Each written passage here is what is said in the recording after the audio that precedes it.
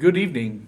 As we continue our discussion of Judges chapter 6, and hopefully we'll be done with chapter 6 this week, we're going to finish up looking at Gideon and his being called by the Lord to become this mighty man of valor, as the angel of the Lord greeted him with in the previous verses of chapter 6.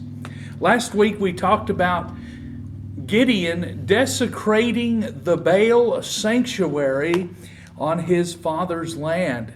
And we looked at how that was done, and we looked at the message that was given to Joash as well as to all the Abiezrites around to show that when it comes to God versus Baal and Asherah, there is no equal. God is God. And that was proven with exactly how God told Gideon to desecrate that pagan sanctuary.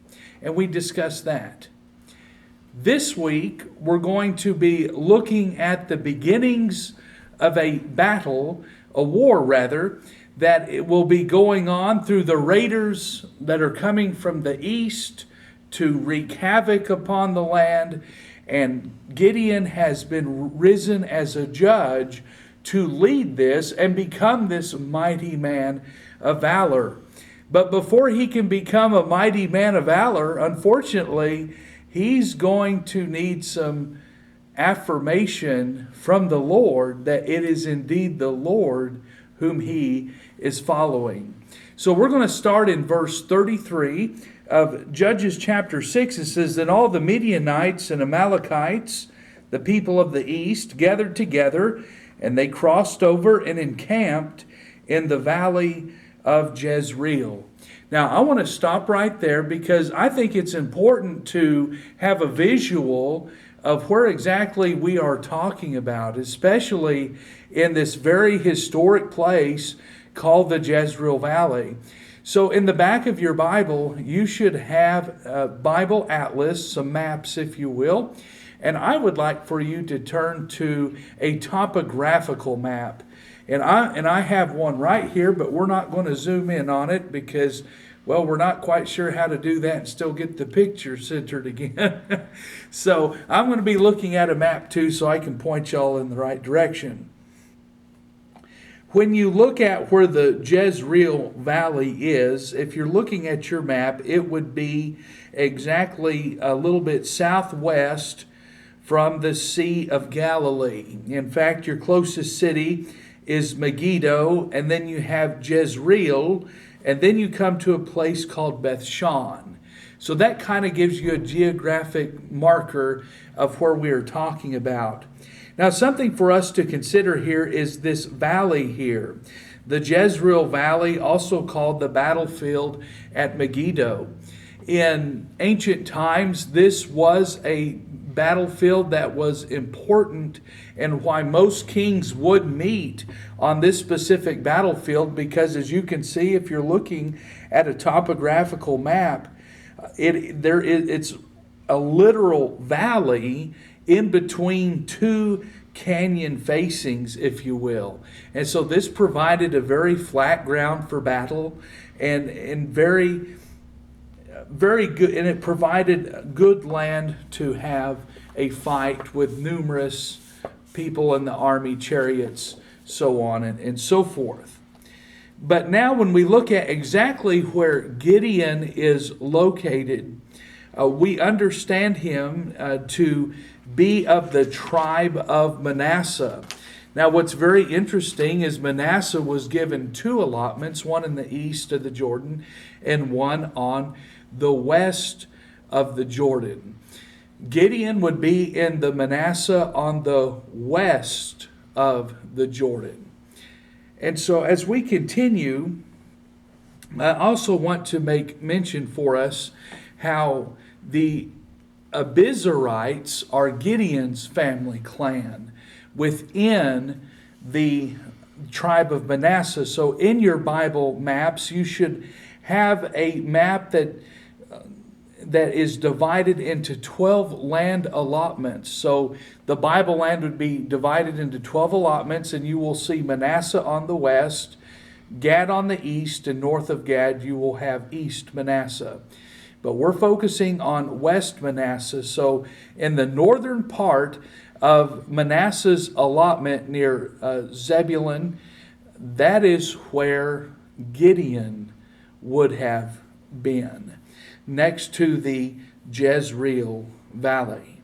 Okay, now that we have got our geography time concluded for the evening, let's get back in the text and look at this very exciting part in verse 34.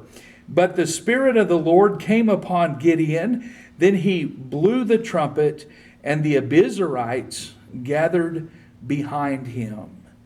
And he sent messengers throughout all Manasseh, who also gathered behind him.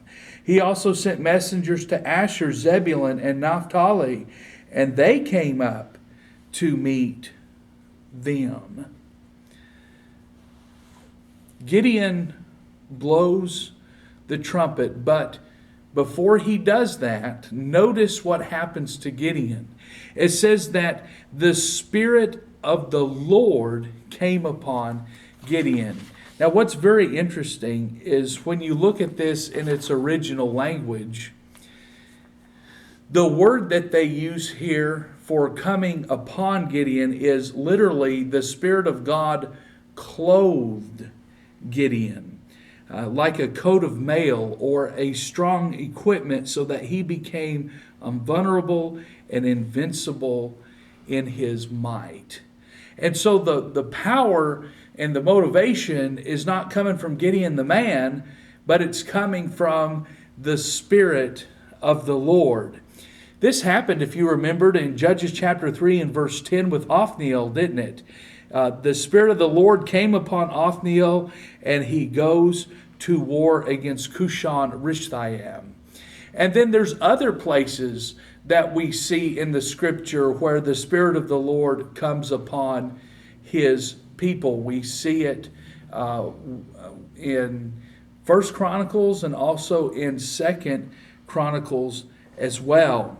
But the point to be made here is that when the Spirit of the Lord comes upon someone, it motivates them to action. Not motivates, that's a bad word. Let's go to a different word. It moves them to quick and steady action.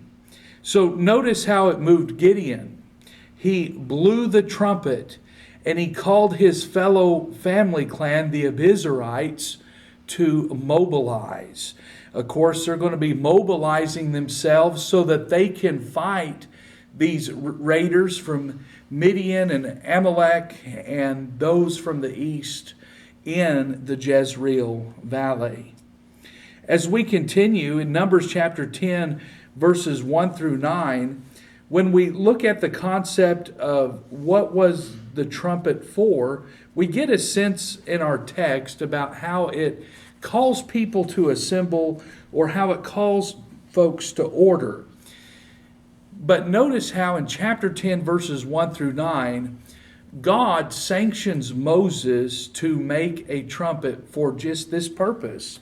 And the Lord spoke to Moses, saying, "Make 2 silver trumpets for yourself. You shall make them of hammered work. You shall use them for calling the congregation and for directing the movement of the camps. When they blow both of them, all the congregation shall gather before you at the door of the tabernacle of meeting. But if they blow only one, then the leaders, the heads of the divisions of Israel, should gather to you. When you sound the advance, the camps that lie on the east side shall then begin their journey. When you sound the advance the second time, then the camps that lie on the south side shall begin their journey. They shall sound the call for them to begin their journeys. And when the assembly is to be gathered together, you shall blow but not sound the advance. The sons of Aaron, the priests, shall blow the trumpets, and these shall be to you as an ordinance forever throughout your generations. And when you go to war in your land against the enemy who oppresses you, then you shall sound an alarm with the trumpets, and you will be remembered before the Lord your God, and you will be saved from your enemies. So the concept of Gideon blowing a trumpet to sound an assembly so that the forces could mobilize for war was not contrary to the history, as we just saw, and the book of Numbers to these people. The trumpet that would have been blown would not have been the silver trumpet like in the days of Moses, but it would have been made out of a ram's horn. In fact, you can still buy one today. The Jews use it to call their people to order in their synagogues, and its name is a shofar. Shofar has a mellow sound, kind of like that of a French horn. I got on YouTube, and I would encourage you to do the same if you're curious to see how a shofar sounds, because there's some shofars that have a deeper sound than others, but nonetheless there is an important purpose in the history of the Israelites of why these trumpets were so important. They're important to the assembling and the gathering, as well as the commanding of a large group of people through the use of signals. Well, in our own American history, we see the same thing with the cavalry and the bugle, don't we? It's the same concept here regarding the use of this. Gideon's family, the Abiezrites, respond to the call made by the trumpet, and they assemble themselves before the command of Gideon. Now, these Abiezrites, when last week when we talked about when there was desecration of the pagan sanctuary of Baal and Asherah, what were Gideon's fellows wanting to do to him? They were wanting to kill him. But because of what they witnessed, and because the Spirit of the Lord being upon Gideon, they now finally get the picture that Gideon is in fact the judge appointed by God that would lead the people into throwing out this foreign invader that had oppressed them for 7 years. We see also in messengers were also sent throughout the rest of the lands of Manasseh, Asher, Zebulun, and Naphtali. And this purpose was to get more people together so a bigger force could be immobilized. Because what came from the east into the Jezreel Valley, it wasn't a small army. And so it would take, in Gideon's mind, it would take a large army to gather together to mobilize and fight the foreign invader. So we have where these different tribes gather together. Let's go to verse 36. So Gideon said to God, "If you will save Israel by my hand, as you have said, look, I shall put a fleece of wool on the threshing floor. If there is dew on the fleece only, and it is dry on all the ground, then I shall know that you will save Israel by my hand, as you have said." And it was so. When he rose early the next morning and squeezed the fleece together, he wrung the dew out of the fleece, a bowl full of water. Then Gideon said to God, "Do not be angry with me, but let me speak just once more. Let me test, I pray, just once more with the fleece. Let it now be dry only on the fleece, but on all the ground let there be dew." And God did so that night. It was dry on the fleece only, but there was dew on all the ground. Gideon has mobilized his forces, as we have just been discussing together, and he is ready for war. However, we get a sense that his faith becomes weak, or does it? Why is Gideon looking at validation from the Lord by testing the Lord, if you will, and testing the Lord's support through the use of this fleece? I don't know if you feel the same way that I did when I was reading this, but it really puzzled me. Here we have a man that has the Spirit of the Lord upon him, and now he's mobilized his forces together. And as he's working his way, he's probably receiving reports of how big this enemy army is. And the flesh side of Gideon is starting to come out, and not the spirit side of Gideon. You see, even with the Spirit of the Lord upon him, it still depends on the faith of Gideon for it to work. Now, we're going to look at a negative viewpoint, but I also want to look at a positive viewpoint. I believe you can look at Gideon's situation in both ways. So let's begin with the negative. A man by the name of Bolus, a theologian, had this to say about Gideon. He said, at this point, the depiction of the Judges period begins to resemble the modern theater of the absurd. Gideon has exploited his sober judicial responsibility by seeking a superfluous, also known as an unnecessary, divine yes or no before a battle. Now, we're going to pause right there, because why would Bolus say such a thing about Gideon? Well, a couple of reasons, I believe, is motivating this thought about Gideon and having a weak faith, is the fact that the Spirit of the Lord is upon him, number one. Number two, God delivered him out of the hands of his fellows that wanted to kill him for what he did to the Baal sanctuary. But we also see where Gideon got to interact with the angel of the Lord. And we talked about that theophany and how he literally got to interact with the Lord. So why this weakness in faith? Well, it reminds me of what Jesus told the Pharisees in Mark 8, verses 11 and 12, when he says, then the Pharisees came out and began to dispute with him, seeking from him a sign from heaven, testing him. But he sighed deeply in his spirit and said, why does this generation seek a sign? Assuredly, I say to you, no sign shall be given to this generation. Now, let's put this in perspective.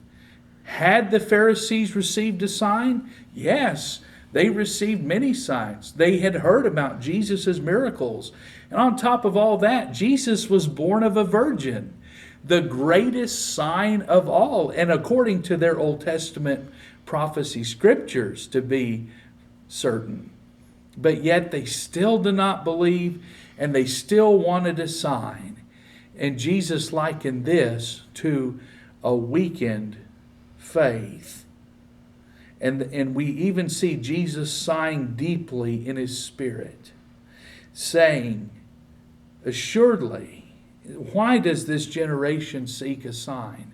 Because they had received so many. Now let's apply this to Gideon. Has Gideon received signs from the Lord? Oh, yes. He has received signs from the Lord, but yet he is still weak. Well, I don't like to look at Gideon in a negative view. You know me, I like to keep things as positive as I can. So I want us to turn to the 4th century theologian by the name of Ambrose. Ambrose had this to say about Gideon, and I found it very interesting. Someone perhaps will inquire whether Gideon does not seem to have been lacking in faith, seeing that after being instructed by many signs, he asked for still more. But how can he seem to have asked as if doubting or lacking in faith, who was speaking in mysteries?